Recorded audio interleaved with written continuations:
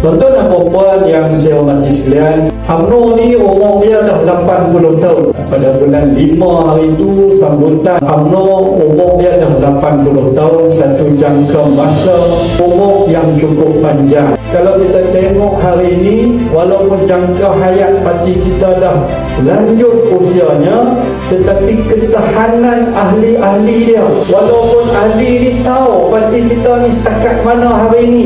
Maksudnya yang saya nak cakap ni, umur parti kita 80 tahun, orang nilai, orang tengok parti kita setakat mana.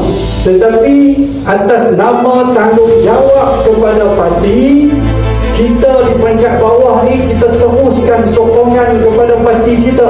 Kita berjaya mengadakan mesyuarat kita, persidangan agung kita di peringkat cawangan. Dan kekuatan kita sebenarnya, kalau kita tengok mutakhir ini dalam pilihan raya negeri Johor yang akan ada penamaan calon pada 27 hari bulan nanti. Dan keputusan kepimpinan parti kita telah menyatakan bahawa kita akan bertanding di semua 56 kerusi dalam DUT di Johor nanti.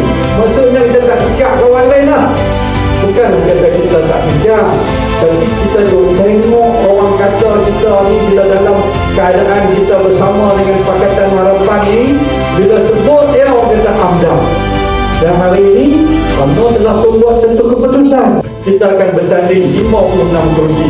Maksudnya kita tak kawan dah dengan AAP ke, PJR ke dan sebagainya. Sebab kita bergerak solo. Dulu kita bergantung kepada orang, hari ini kita dah mula bergerak.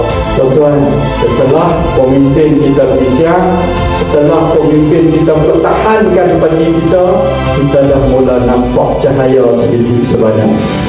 Kalau dulu kita bergabung dengan Pakatan Harapan, tetapi kali ini kalau kita tak bergerak solo pun, kalau ada gabungan-gabungan baru yang untuk bersama dengan parti kita, insya-Allah dengan gabungan-gabungan yang baru ini, insya-Allah demi agama, bangsa dan negara yang kita cintai ini, pemimpin kita akan buat satu keputusan yang paling baik untuk parti kita, untuk negara kita, untuk bangsa, agama kita, insya-Allah.